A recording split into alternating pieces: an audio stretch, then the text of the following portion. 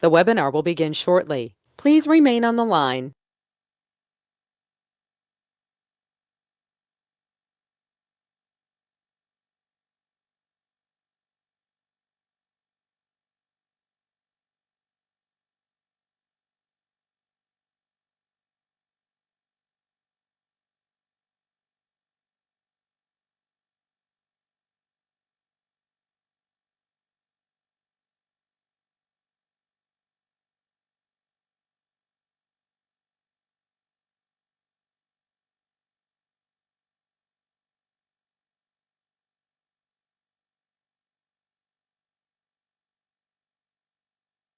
The webinar will begin shortly. Please remain on the line.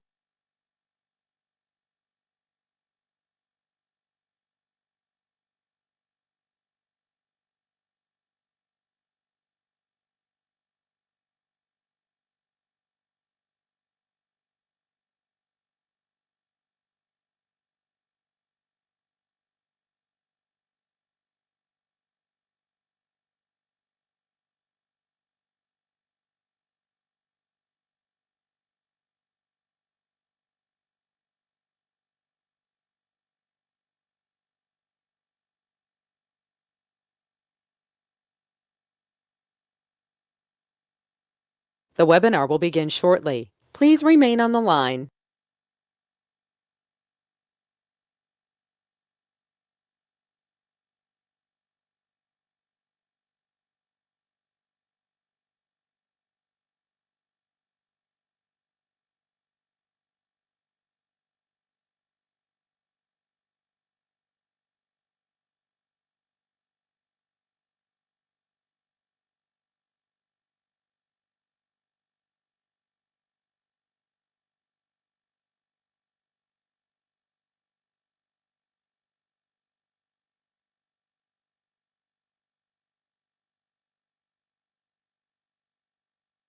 The webinar will begin shortly. Please remain on the line.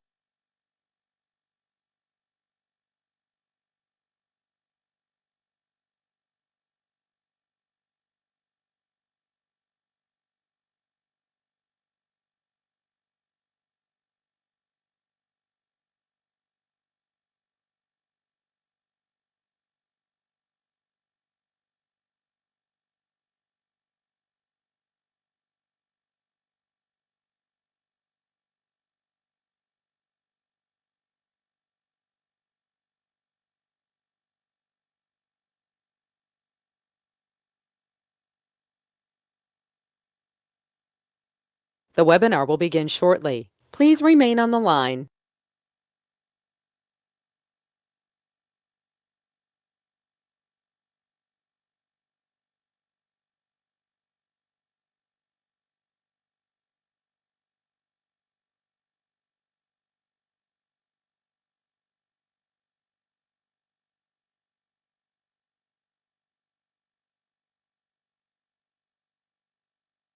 The broadcast is now starting. All attendees are in listen-only mode.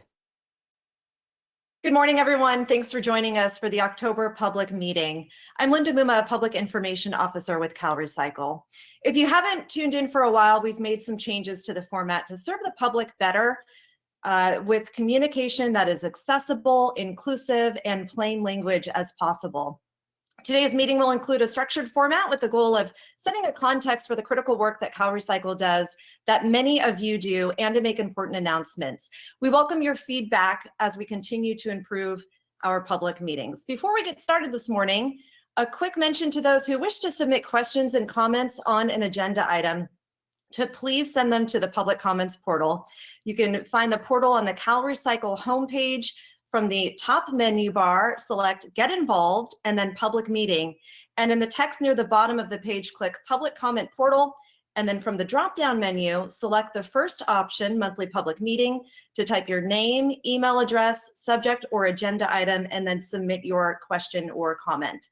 Please keep the agenda item specific and brief, and we'll address your comments during the public comment period a little later this morning. Our first agenda item today is the director's report. Director Rachel Maki-Wagner joins us now with some important updates. Good morning, Rachel.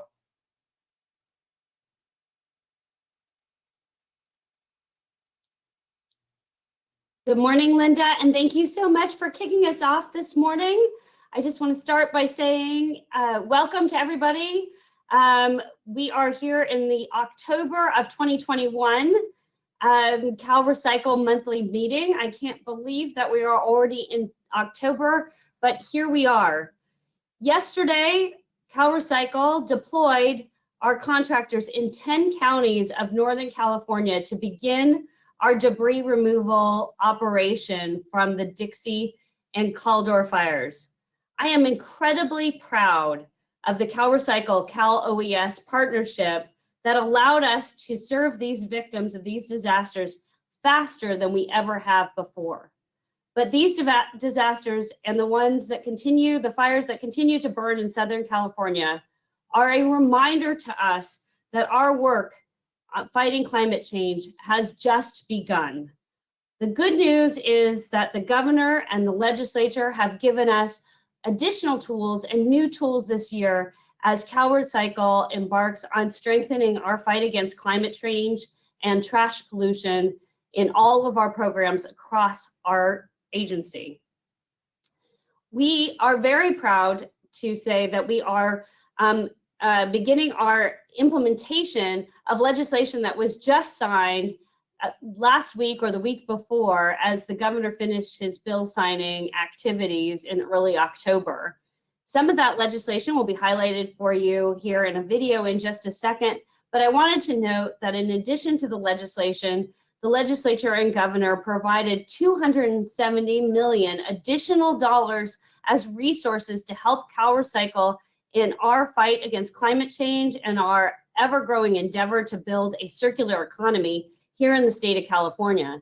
And together, the legislation and that budget appropriation will provide us the necessary resources to get stronger and stronger in our fight. One of those pieces of legislation is SB 619. As those of you who represent local jurisdictions or who work in composting or organic waste, 619 provided a tool to help local jurisdictions come into compliance with SB 1383. As many of you know who participated in the legislative process, there was a very robust conversation about implementation of 1383.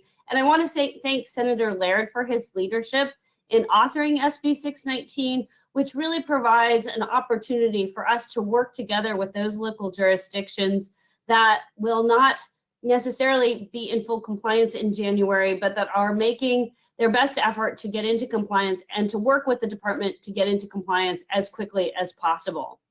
We would like to encourage our partners in local jurisdictions who want to know more about 619 or would like to participate in the 619 process to reach out to our 1383 program staff to talk about what that is going to look like. And we are embarking in the implementation of that legislation as we speak.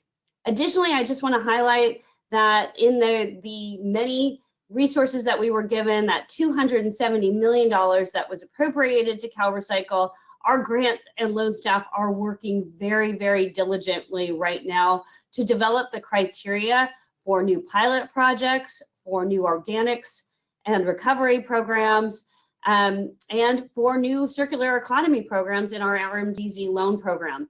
So we also want to encourage you to stand by. We are coming out with new criteria and new grant opportunities in the coming months.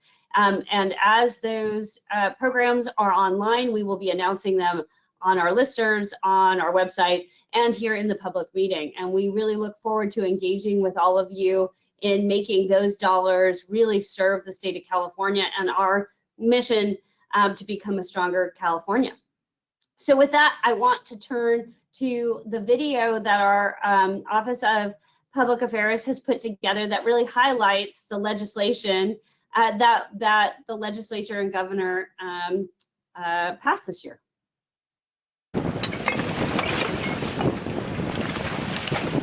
Taking historic action to fight trash pollution and the climate crisis, Governor Gavin Newsom signed 7 new laws to build a more renewable circular economy in California.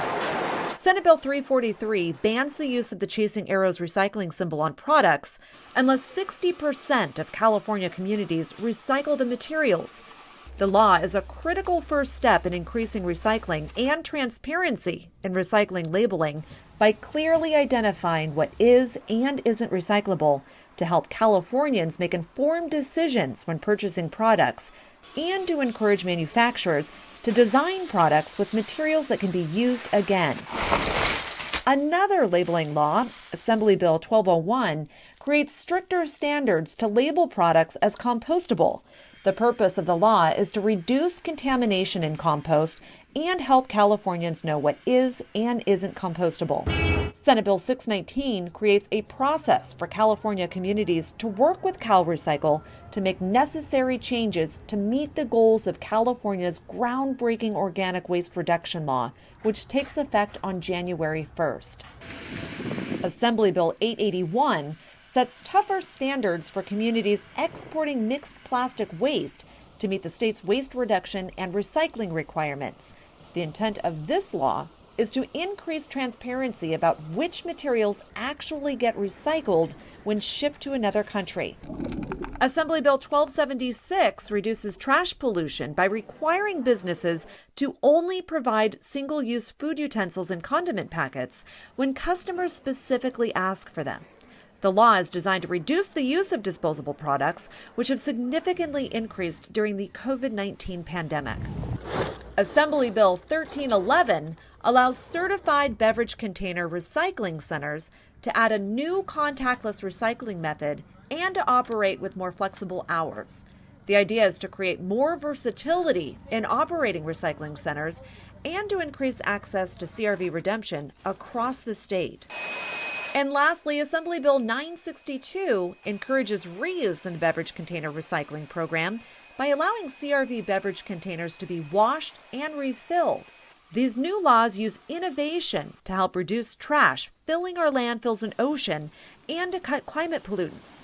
With these actions, California is transforming our recycling systems and is leading the way to a more circular economy that promotes reuse and remanufacturing.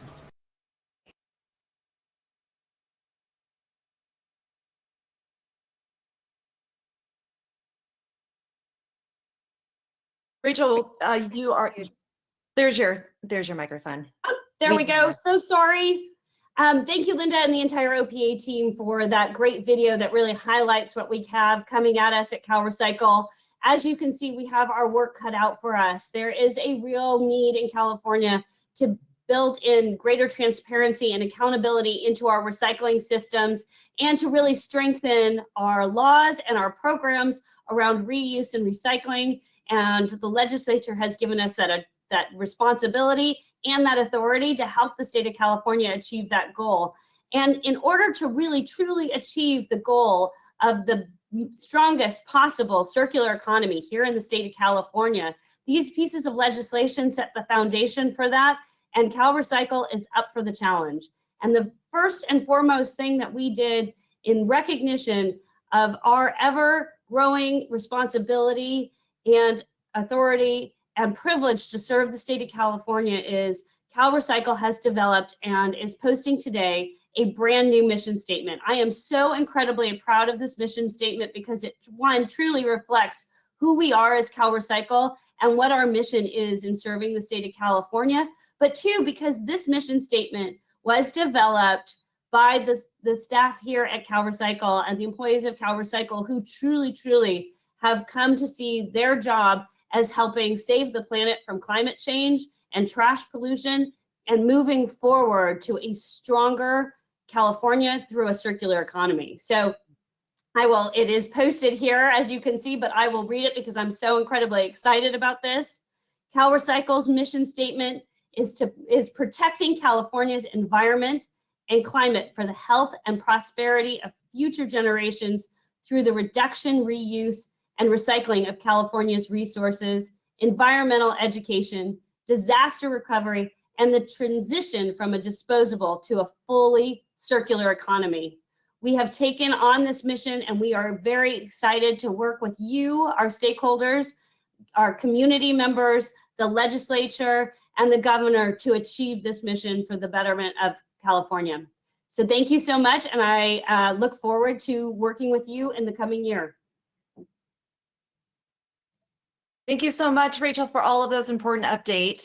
Now to an update on wildfire recovery efforts. Debris removal is now complete on over 3,800 homes destroyed by the record climate-fueled wildfires of 2020, with another 2 million acres and 1,600 homes destroyed by the fire so far this year. Work is now underway to help survivors of the 2021 wildfires recover and also rebuild. Take a look at this short video. You look around here and the whole town's gone. Just weeks after the Dixie Fire tore through the Gold Rush community of Greenville, recovery crews from the Department of Toxic Substances Control, U.S. Environmental Protection Agency, and CalRecycle-managed assessment crews hit the ground, removing the most immediate threats from family homes left in ashes and launching a state-managed cleanup effort more quickly and efficiently than ever before to help wildfire survivors rebuild their homes and restore their lives.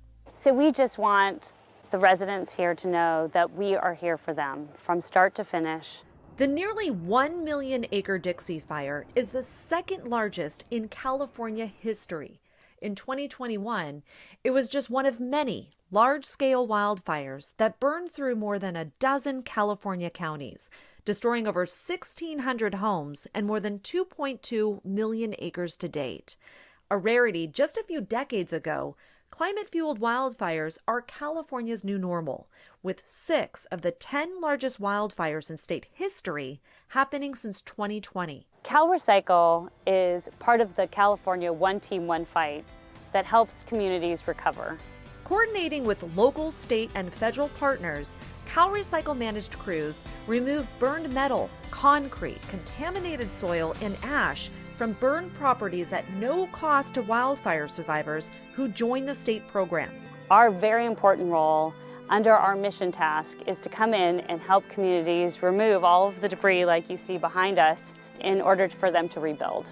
In 2007, the state first called on CalRecycle to help manage an El Dorado County wildfire cleanup before contaminated runoff could reach Lake Tahoe.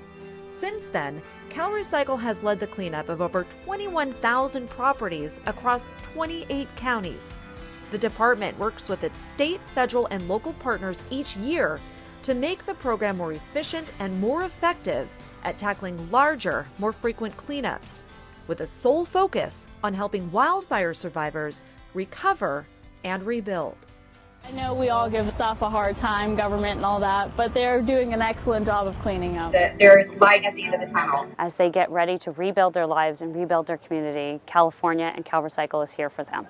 This is the one little area, the one little window that we will always look back on with a little bit of a smile because of these guys and their crews that were very professional and very capable, but they were also very human, and we'll always remember that and always appreciate that.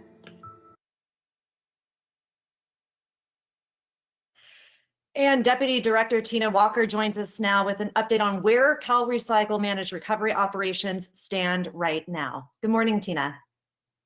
Good morning. Well, statewide disaster debris recovery operations continue. Some are transitioning to end of mission activities and some have just begun. The campfire hazard tree removal operation will conclude by the end of this month with over 8,521 parcels cleared of over 97,000 fire damaged hazard trees. The 2020 statewide disaster debris removal operation, our most geographically expansive mission, is coming to an end as well. Structural debris removal completed this month, Inland and Bay Branch demobilized last month, and our Southern Branch operations will conclude November 1st. North Branch operations will continue for a bit longer, and the end of mission target for that operation is December 31st of this year. As Director Maki Wagner mentioned, our new mission in response to the Dixie Caldor fire effectively began last month with parcel assessment and asbestos abatement, and structural debris and hazard tree removal crews are now in the field and will begin the structural debris removal next week. Our end of mission target for gross debris removal for this operation, spanning 10 counties across 2 operational divisions, is the end of January 2022. Thank you so much for those updates, Tina. The next item on our agenda this morning is the Beverage Container Recycling Program. Californians recycled 8.2 billion beverage containers in the first half of 2021. That's about 650 million more bottles and cans compared to the same time in 2020. Deputy Director Amy Cameron is here to break down the numbers for us this morning. Good morning, Amy. Good morning. Thank you, Linda.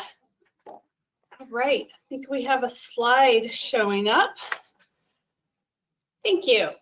The new numbers on the CRV beverage container sales and recycling will be published in the department's biannual report on November 8th. From January to June, Californians bought 12.4 billion beverages and recycled 8.9 billion containers, giving the state a 72% recycling rate for the first half of 2021. That's a 1% increase in the recycling rate compared to the same period in 2020. While recycling actually increased an incredible 8% over 2020 numbers, sales in the first half of 21 also increased by 6%, leaving the overall increase in the recycling rate at 1%. You can also see the breakdown by the most prominent material types. This slide linked with today's agenda if you'd like to take a closer look. And again, we'll publish the full biannual report on November 8th. Now to an update on beverage container recycling program certifications and registration. We saw a slight increase in the number of served convenience zones statewide. These are areas near a major CRV retailer that now have access to convenient redemption options. This can be attributed to the certified recycling centers as well as the operational pilot projects in San Francisco, San Mateo County, Culver City, and Irvine. We also saw an increase in handling fee payments made to recyclers in convenience zones and pilot project recyclers. The number of claims paid is fairly consistent, although the average monthly amount per claim has increased. The number of beverage distributors has stayed fairly consistent over the past year, while there has been a small increase in manufacturers. The virtual pre-certification classes continue to be a successful way to serve recycling center and processor applicants. The certification and registrations for recycling programs has stayed fairly consistent with a slight drop in community service programs. This drop may be attributed to those programs that have community events like harvest festivals where they collect and recycle their beverage containers, or schools who use beverage container recycling drives as fundraisers. With COVID, many of these groups haven't held group events or done these types of fundraisers. If you missed our most recent beverage container recycling pilot project webinar held September 29th, the recording is available on our website. I encourage you to watch it and contact staff for opportunities to sign up for our pilot project information. Additionally, I would like to let you know that we are working on updating the pilot project regulations. Please subscribe to our listserv to be kept up to date on this important information. At the September public meeting, we announced an adjustment for the 2021 calendar year Q4 processing payments. We heard from many stakeholders about the challenges associated with the adjustments due to conditions in California such as COVID and wildfires. Thank you to those that reached out, and considering those challenges, we maintained the same payments this quarter. And we will next adjust in January as required by the statute. Thank you all for participating. Thanks so much, Amy. And now on to our grants and loans. Approved beverage container pilot projects are eligible for grant funding to help cover implementation costs. Deputy Director Matt Hennigan joins us now with the latest award from our Redemption Pilot Project grant program. Good morning, Matt. Good morning, Linda. Thank you. The goal of the beverage container pilot program is to increase redemption of eligible beverage containers in underserved convenience zones through innovative projects to provide convenient redemption opportunities for consumers. Today, we are announcing a $1 million award to Zero Waste Sonoma, which is a JPA in Sonoma County, and their pilot project recycler, the United Cerebral Palsy of the North Bay. This is the 5th pilot project to be awarded grant funding to help communities overcome local redemption challenges like high rents and neighborhood resistance to recycling center businesses. The United Cerebral Palsy Association of the North Bay will receive $950,000 to design, install, and maintain stationary CRV recycling kiosks that they're calling mini recycling centers. Each mini recycling center will have a certified scale, weight reader, printers, and storage bins to process CRV material. The system will allow customers to drop off bags of CRV materials and receive synchronous payments on a debit card or account credits, or even donate the funds to nonprofits of their choice. Zero Waste Sonoma will receive the remaining $50,000 to administer the education and outreach portion of the project, which includes advertising campaigns, signage, website updates, and dedicated outreach to beverage retailers. This award has been approved based on the recommendation of program staff, and so congratulations, Zero Waste Sonoma and the people of Sonoma County on this innovative project. Our next grants are in the waste tire arena. Our tire programs help safely manage 51 million tires every year. And so please enjoy this quick video about how California began turning a problem material into a resource for new businesses. California produces more than 51 million waste tires a year. Up until a few decades ago, piles of illegally dumped tires polluted our state, sometimes catching fire, burning deep inside the pile. Because tires have such a low conductivity, once a tire gets hot enough to burn, it's actually pretty hard to cool down. In 1998, an employee clearing weeds at a property illegally storing about 7 million tires in San Joaquin County sparked one of the largest tire fires in our nation's history.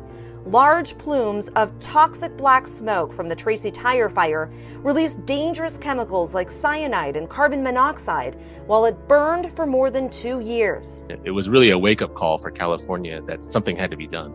After several more massive tire fires, California turned to waste tire management and recycling. Strengthening the decade-old Tire Recycling Act in 2000 to put waste tires to better use. CalRecycle's role is to find new ways to recycle tires to prevent them from being either illegally dumped or thrown into a landfill. California now tracks the storage and movement of used tires and supports recycling and market development to encourage the use of products made from recycled tires. CalRecycle promotes lots of tire-derived products, but we have a pretty extensive catalog online that shows everything that a waste tire can become. CalRecycle's Tire Incentive Program provides financial incentives to eligible manufacturers that make new products from old tires. 2 of the products that my team promotes include rubberized asphalt concrete and tire-derived aggregate.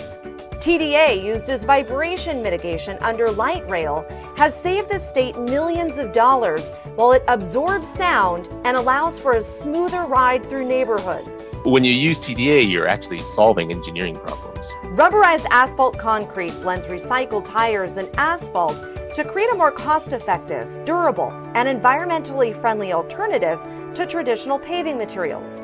Other tire-derived products use ground-up recycled tires mixed with other materials to create products like flooring, roofing, traffic control devices, and pathways. In a lot of ways, waste tire products outperform conventional materials, but using tires can often save money as well. In 2019, these innovative solutions helped California recycle more than 19 million waste tires, or about 37% into new recycled products. California has made great strides in finding better uses for tires, but with 42% or 21.5 million tires being burned for tire-derived fuel either within the state or shipped overseas primarily to Asia, and more than 9 million tires still buried in landfills every year, we still have a lot of work to do. There's more work on the road ahead.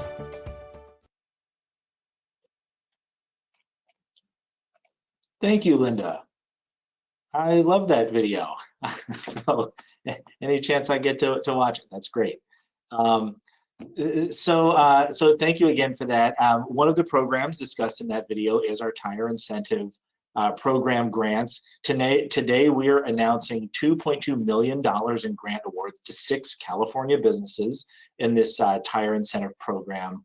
The awardees use recycled tires to manufacture things like roofing materials, traffic cones, signage bases, accessibility ramps, sport flooring, and flooring underlayment.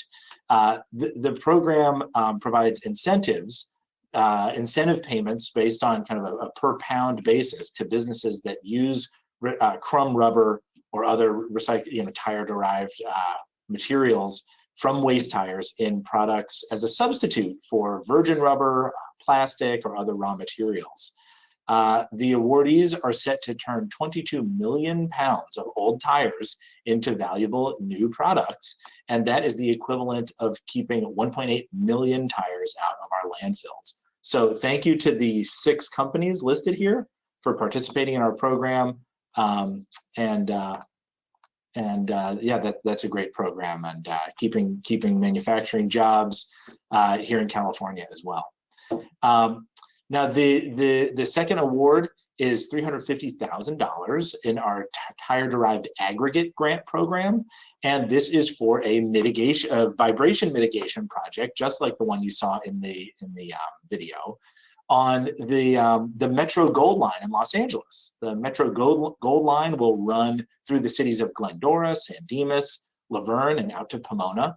The Metro Gold Line Foothill Extension Construction Authority anticipates using 6,700 tons of tire-derived aggregate material in the construction of this line, which equates to 670,000 passenger tires equivalent. To date, our TDA program has kept 43,000 tons of waste tires out of landfills by promoting TDA as a cost-effective alternative to other aggregate type materials, solving civil engineering challenges in projects from stormwater infiltration galleries, landslide, roadway repair, even landfill gas recovery systems is a great application for TDA. And I want to mention, this is a $350,000 grant. We allocated $650,000 for TDA grants in the 5-year tire plan. So if you are a local government representative watching right now, or your local government is pursuing projects like stormwater infiltration or landslide repair, light rail, things like that, please get in touch with CalRecycle to find out more about the TDA grant program. We also offer technical assistance to help with the design of these projects. And finally, I want to give a quick reminder that other funding is coming available. Our farm and ranch solid waste cleanup and abatement grant program applications are due November 18th. These are available to local governments, conservation districts, Native American tribes, and help clean up illegal dumping that is on a variety of types of agricultural lands. If you have a question about whether your particular cleanup site qualifies, please give us a call. And we are just now releasing applications for our beverage container recycling. We call it the City-County Payment Program. Cities and counties can use this funding to help boost beverage container recycling in their communities. And the costs for implementing curbside beverage container recycling, placing public recycling bins, starting drop-off beverage container recycling programs, all that is eligible. Outreach and education activities, even cleanup projects of littered beverage containers are eligible for funding. And a relatively new eligible activity is the installation of public water refill stations. So every jurisdiction should apply, most do, but not all. So again, if you're a local government representative, please make sure your application is in by January 18th for that funding source. I also want to mention that the newly adopted California state budget allocated $3 million for funding to support new and expanded edible food recovery and food waste prevention projects. We hope to have an application available within the next month, likely before our next public meeting. So please sign up for our greenhouse gas reduction program listserv to get the announcement for when that application is available to take advantage of that. Now, our last announcement from our division is that CalRecycle is going to be holding a public hearing this Thursday, October 21st, on actions to make permanent the emergency regulations that are currently in place concerning the structure for covered electronic waste recycling payment rates. The emergency regulations that are currently in place split the single payment rate that's paid to recyclers into two separate payment rates. One for the older cathode ray TVs and another for non-cathode ray displays like flat screens and laptops. These two different rates are needed because non-cathode ray devices contain lower value materials, but they're harder to dismantle, and so processing costs are higher. CalRecycle initiated a 45-day written comment period on September 3rd.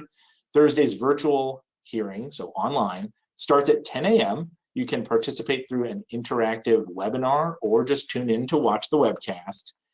If you want to make oral comments, please register for the webinar ahead of time and join that way. And the close of the written comment period is October 25th. So thank you for the stakeholders being engaged on those payment rates. And back to you, Linda.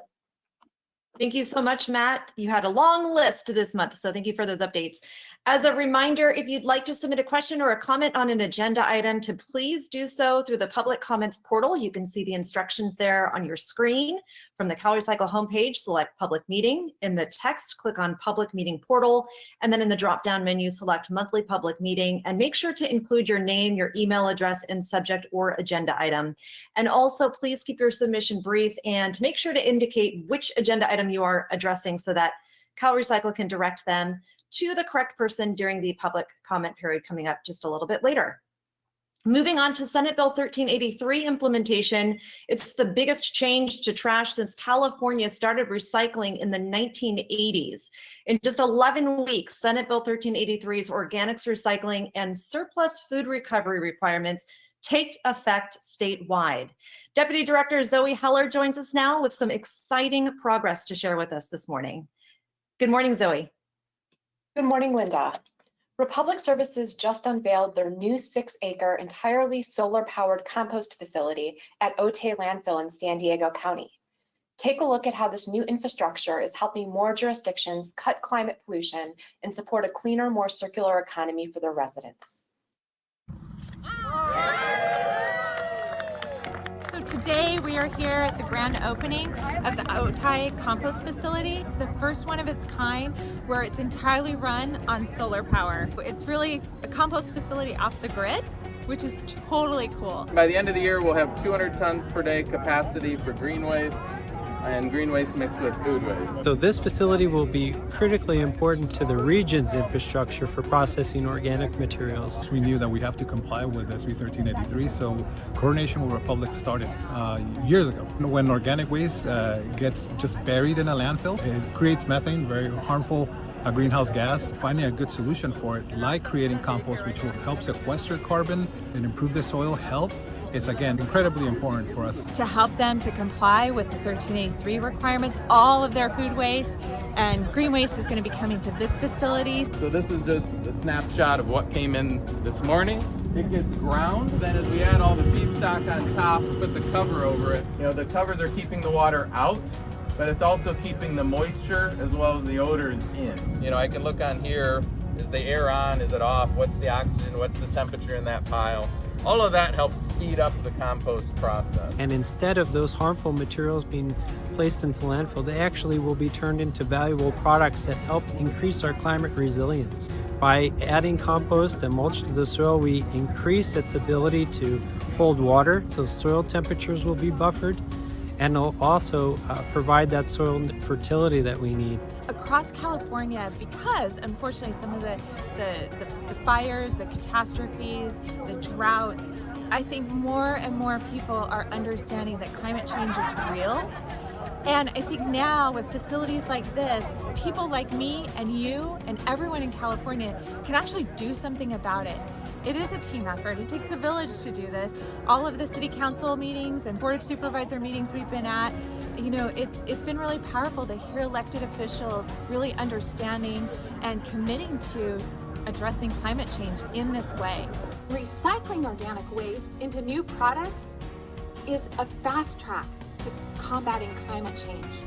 Republic Services has been a leader in managing organic waste. So bringing the organic products kind of out of the waste stream into a circular, recyclable waste stream is really important to us. This facility and program will help create green, high-tech jobs in our community. This is a circular economy when we take from the material food waste over here being made into soil and other products that then can go back into our economy. That's what being circular is all about. You know, I'm already thinking through an expansion. So there's many new facilities that are being proposed and that are going through the permitting process, and we're looking forward to more facilities coming online soon. You know, by recycling organic waste, paper, cardboard, food waste, green waste, we can have an immediate impact on battling climate change. And I think that's really empowering, to know that I can actually do something about it and I can actually realize the benefits of it in my lifetime.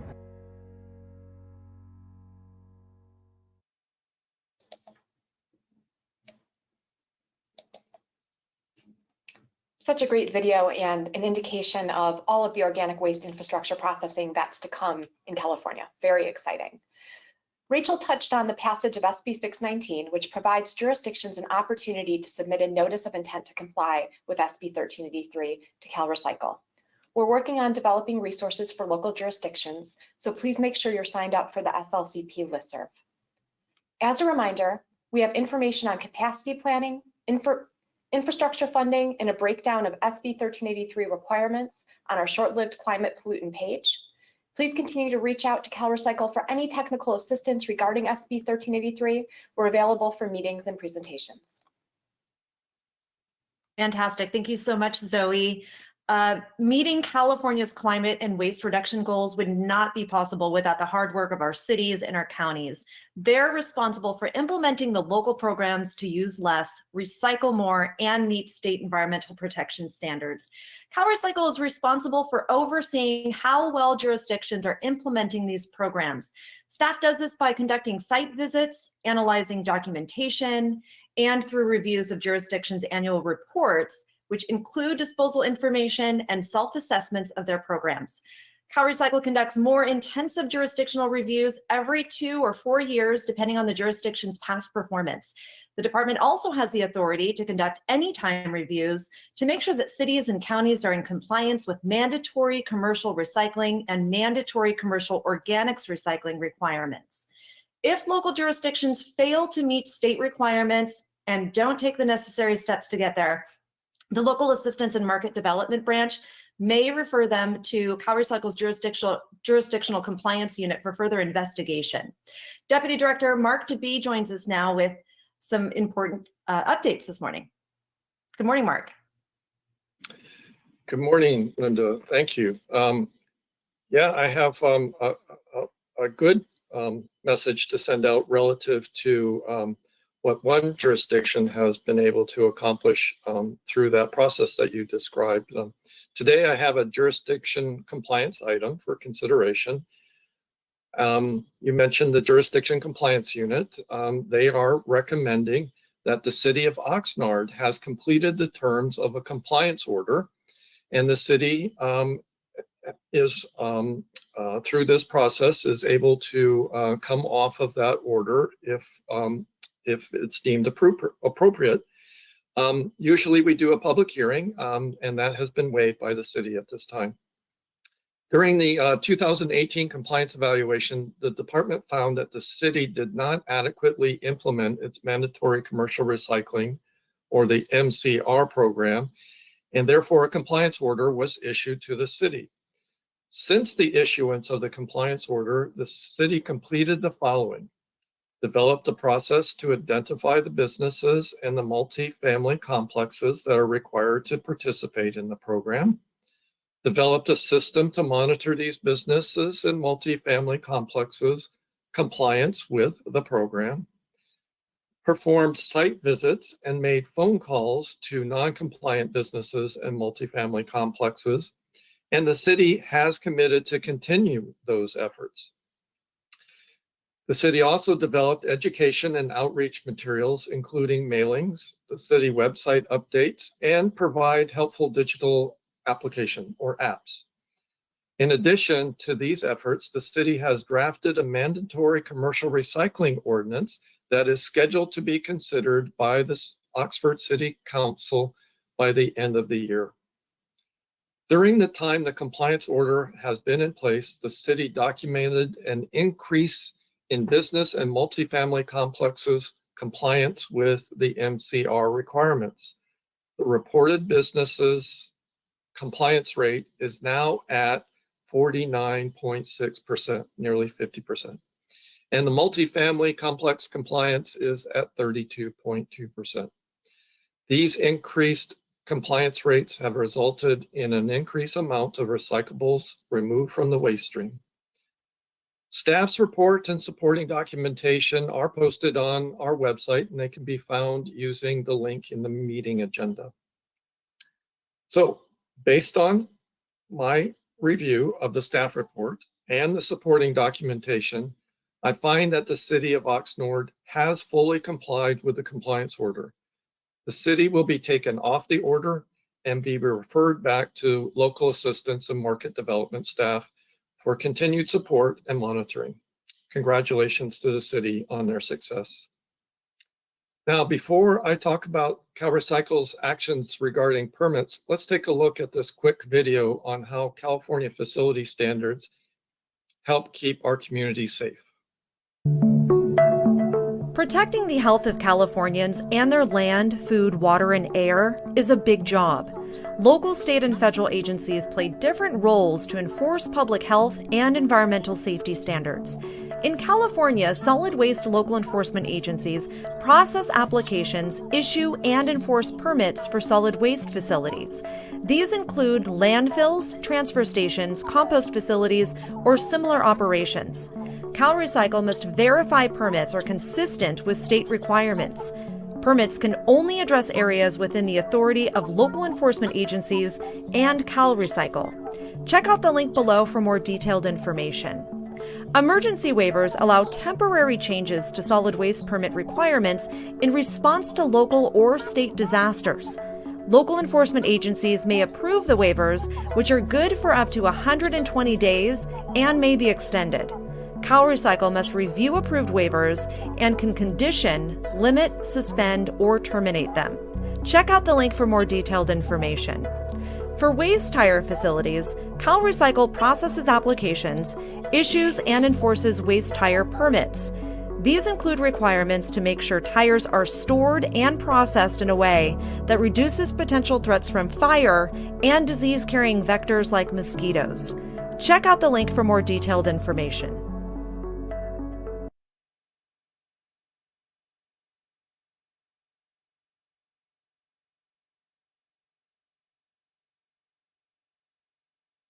Mark, real quickly, if you could unmute your mic, we'll be able to hear you. Perfect.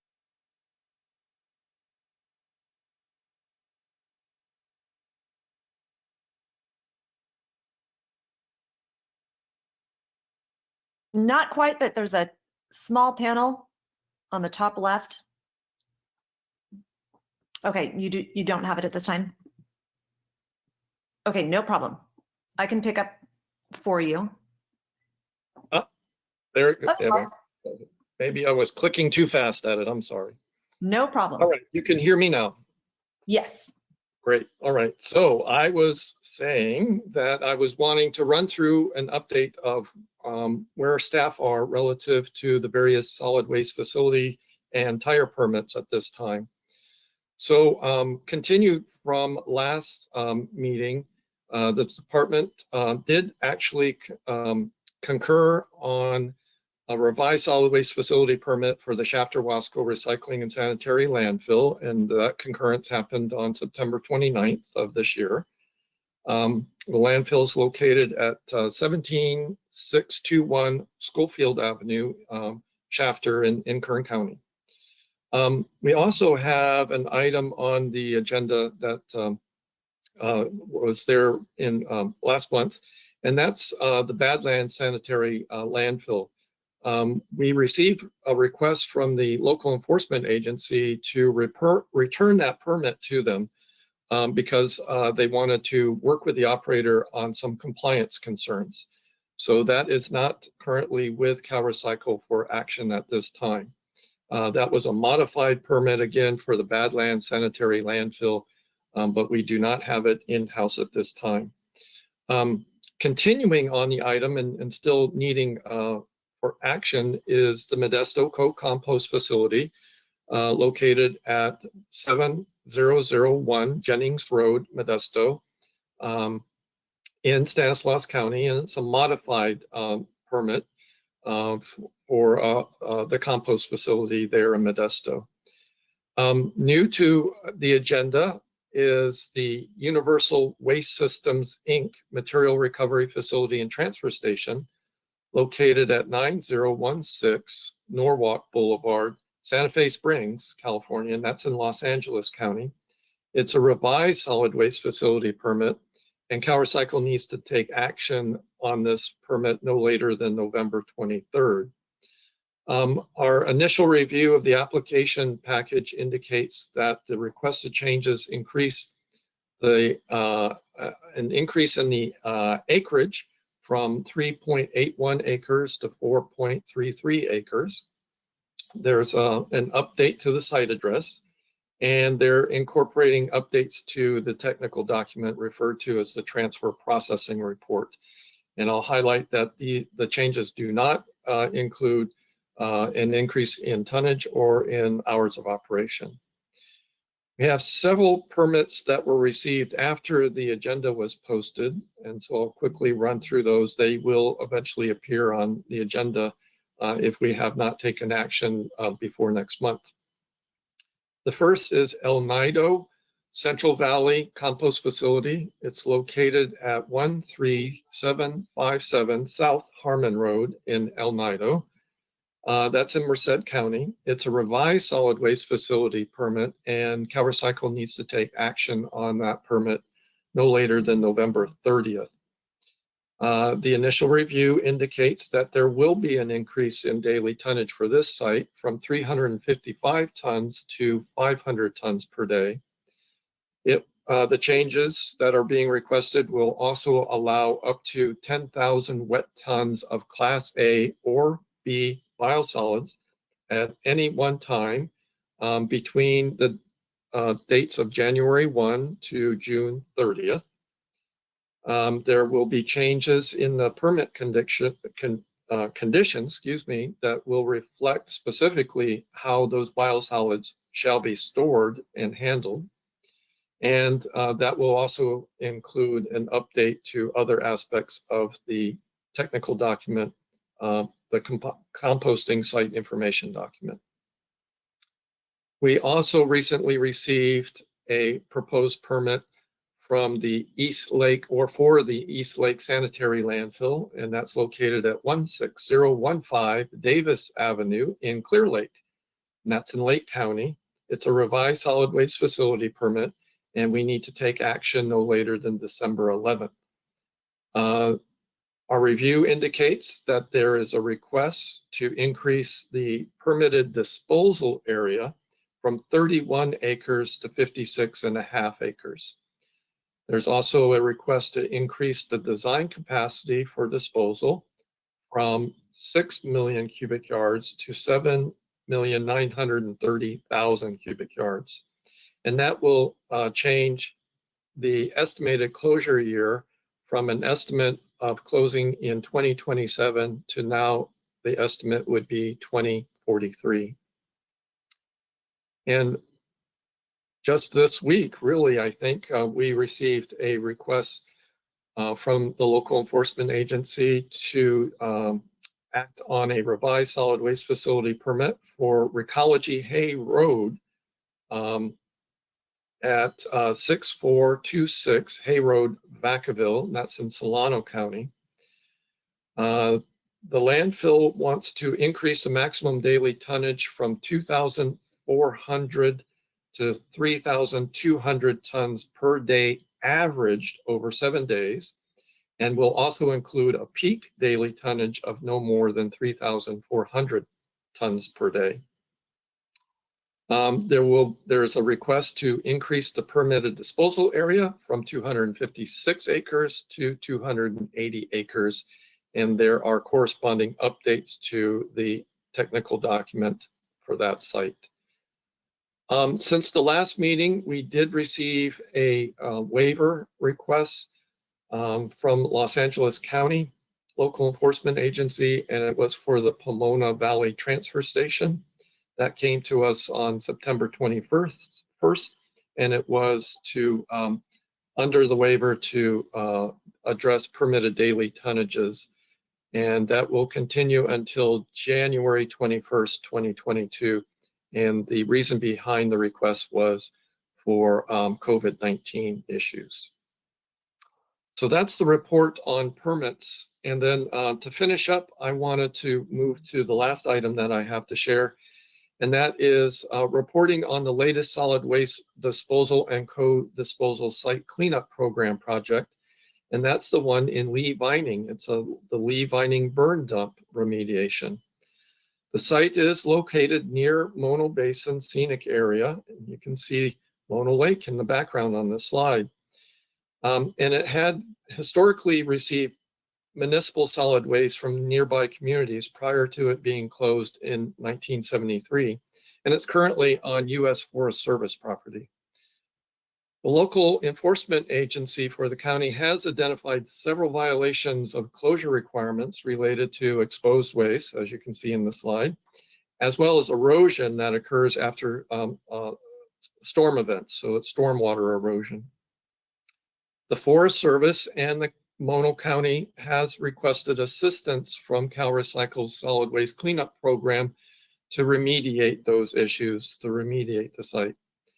The program's contractor, consultant, CalRecycle, and our local enforcement agency all work together to develop a remediation work plan.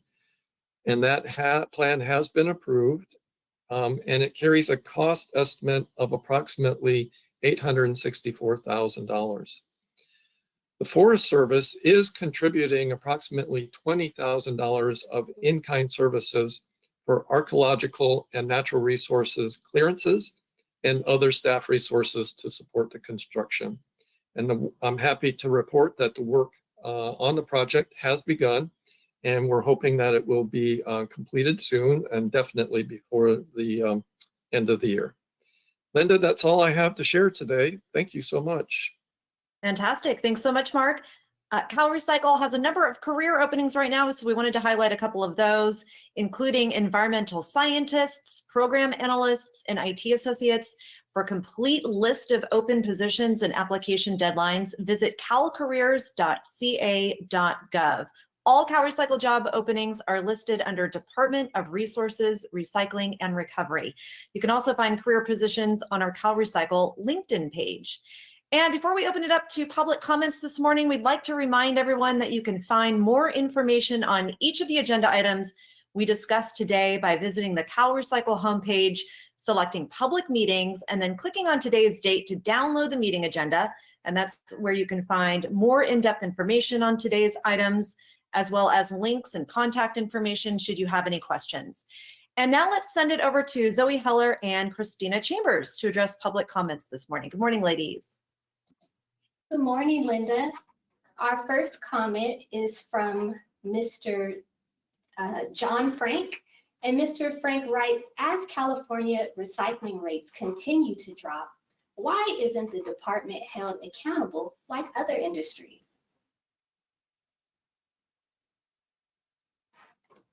And let's see. I believe Rachel is going to answer that one.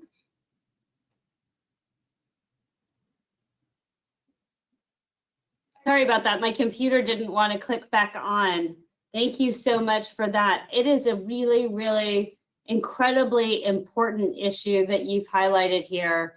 What do we do when we are not meeting our recycling goals, whether it is the beverage container program, whether it is our overall diversion and recycling goals, or whether it is our upcoming goals around 1383. And as we all know, recycling and reuse and composting and all of the things that go to removing the trash pollution, removing those waste items from our landfills is a joint responsibility. And CalRecycle is here as the state's entity to help lead all of our local governments, our state governments, and our individual members of our communities and provide them the tools to do that. So it is a very discouraging situation that we find ourselves in. 2019 was a really hard year. 2020 ended up being an even harder year for recycling and composting and meeting our recycling goals here in the state of California. And as California's lead for recycling, CalRecycle is looking to adjust, pivot, and institute new tools. And that's why when we started this meeting today, we highlighted, as we take on the challenges that California has in front of us around solid waste, recycling, composting, and organics, we need to look at what are the tools that we need today and how do we best use them to help Californians achieve these goals. And so I am excited. There are new tools that we've been given, additional resources that we've been given. And, as we recover stronger from the pandemic, recover stronger from the last couple of years, what are the tools that we need moving forward? This is an incredibly challenging time, and those are incredibly huge challenges. But the reason that California has an agency specifically designated is for us to help put those tools in place for local governments and communities to truly achieve those goals. So as we're not achieving those goals, CalRecycle is pivoting. We are turning, we are looking to you, our stakeholders, to help us develop the right tools to meet the challenges in front of us. So thank you for highlighting a really important issue.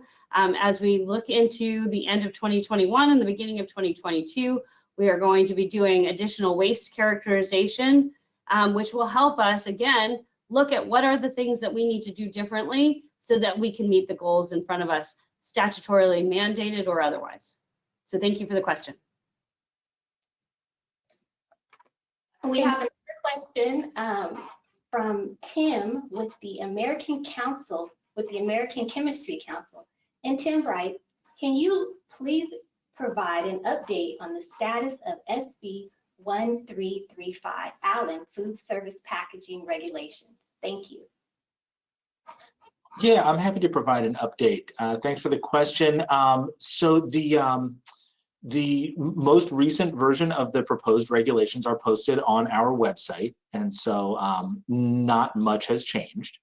And the department is currently working with the Office of Administrative Law to obtain final approval on those regulations.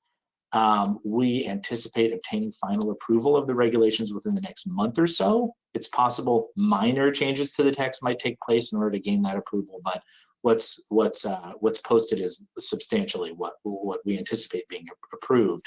And to make sure you get the most up-to-date announcements for when that actually happens, please subscribe to our Sustainable Food Service Packaging listserv on CalRecycle's website. So thanks for staying engaged with the process. And can I just add, thank you, Tim, for the question. It's almost like we teed it up because we have been very busy here at CalRecycle. As soon as those bills were passed and then signed by the governor, Matt's team, who was responsible for a lot of the legislation that was signed, jumped into gear, getting ready to engage with our stakeholders. So it's just a couple of weeks after bill signing, and as you can tell, the team here at CalRecycle is already well on its way to implementation, even though those bills won't be law until January 1st. Okay, we have another question, and it is from Deb Phillips, and she writes, Are any or all of today's broadcast videos available on the CalRecycle page to look at more in depth? Thanks so much for that question, Deb. And what we do is at the conclusion of our public meetings, we post our all of the videos that you saw during the public meeting on CalRecycle's YouTube channel. So you can find them there. All the ones will be up from today, later today, and all the ones from our previous meetings are there as well. All right, and I see another question just came in from Californians Against Waste, so I will go ahead and read that one. Californians Against Waste appreciates CalRecycle's decision to maintain processing payment levels for the final quarter of 2021. We would like to thank CalRecycle for hearing the stakeholders expressing the unique challenges of COVID and wildfires have caused California's recycling infrastructure. Adjusting the processing payments would have reduced revenue to the state's beverage container recycling infrastructure by as much as $1 million per month at a time when the infrastructure is just now recovering from sustained periods of declining revenues and center closures.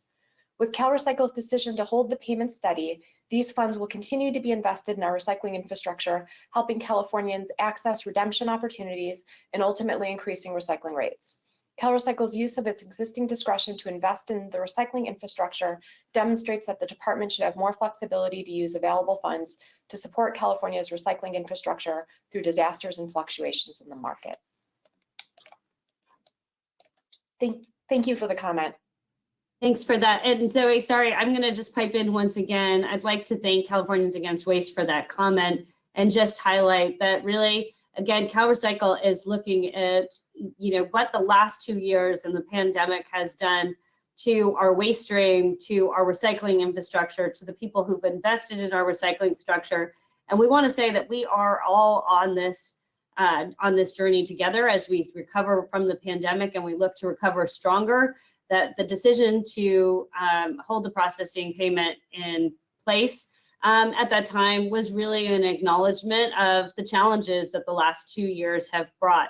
So as we do embark on our recovery, and really we are invested in helping to recover and recover stronger and build a circular economy here, we really want to encourage all of our stakeholders to engage with us to help us build a stronger foundation as we embark on this period of recovery. So thank you so much for that comment. And there are no other comments.